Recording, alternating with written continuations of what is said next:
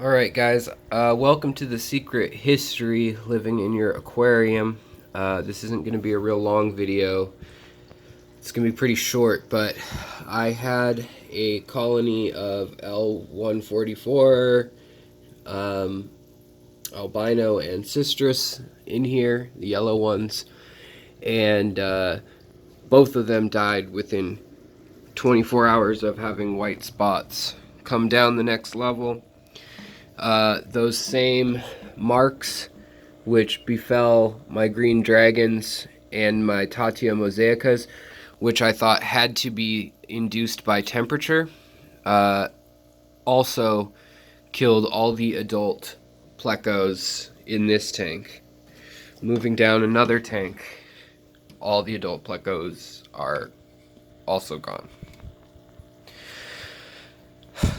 Doesn't seem to be impacting the juveniles, which is really odd to me.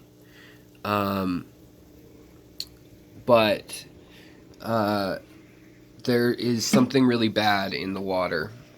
And I talked to a friend with education in the field of pathogens in freshwater fish, actually, and it turns out I see a lot of snails in here. I'm scared to know what is under the snails. Maybe it's nothing, I don't know. I should have gloves on, honestly, but I just gotta know. There's nothing there. Okay, so all 7 now of my adult Plecos are gone from these stacks. You can see that the Corydoras are totally fine. The baby Plecos are totally fine.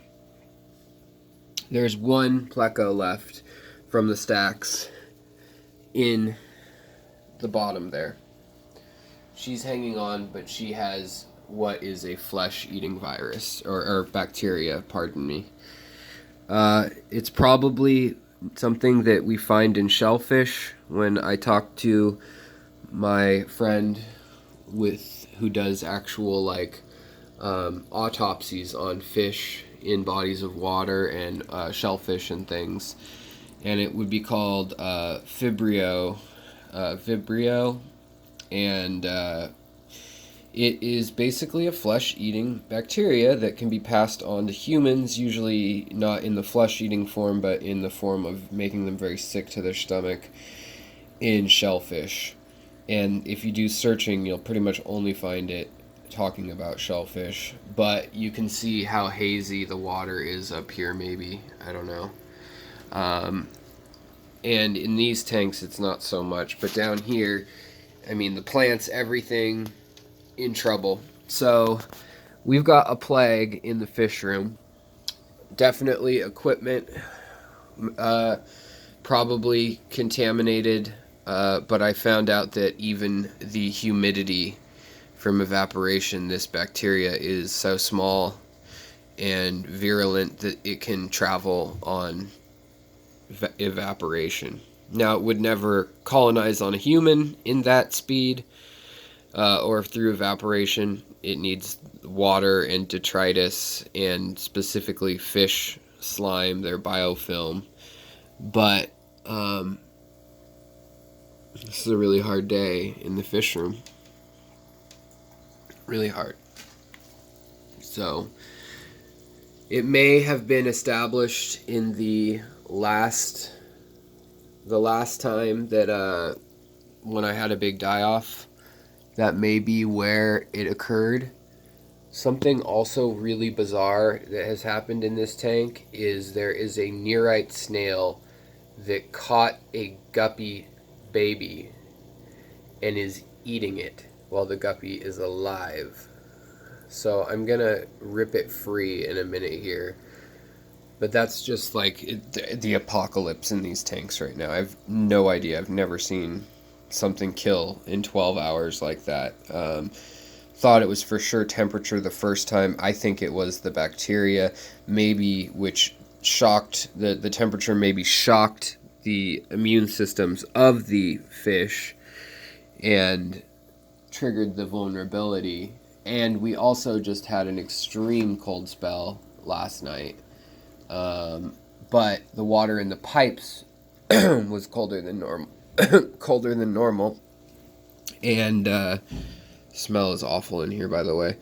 And as you can see, all my guppies are fine. My Corydoras,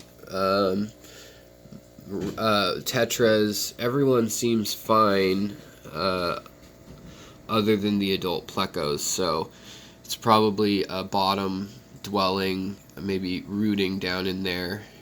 Disease, I don't know. I'll have to look into it more, but that was the bacteria that we narrowed it down to, is Vibrio family, which is a gram-negative, making it more uncommon. And that definitely spiked the ammonia in the tanks, and so these fish are gasping. I need to get this tank rearranged, get the fish some clean water that they can get oxygen out of rather than hanging out at the top like this. And this is definitely a dire emergency. And I've never seen snails eat a guppy, even if it, like, that guppy is near death. It's only swimming and twitching every so often. But I have never seen that happen, even with one that's dying. And these guppies are not dying from that bacteria. They are dying from the ammonia from two large fish bodies being in this tank at the same time and dying.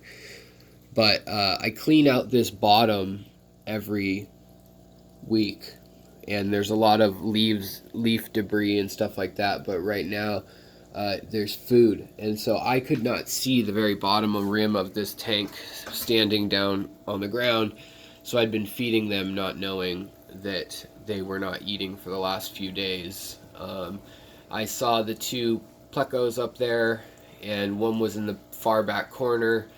I thought I could make it out, see that she was fine. She hangs out in that corner, but she was dead and stuck to the corner.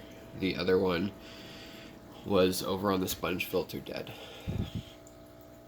Alright guys, I just wanted to tell you how quickly disease can swipe through your fish room, through your tanks. Use different nets if you can for each tank. I know that's a tall order and hardly anyone really does that.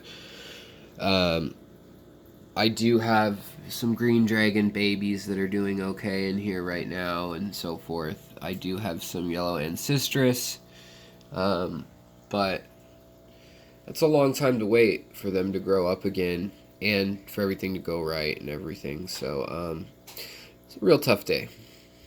But I promised with my viewers that I would share my successes and my failures in the hobby.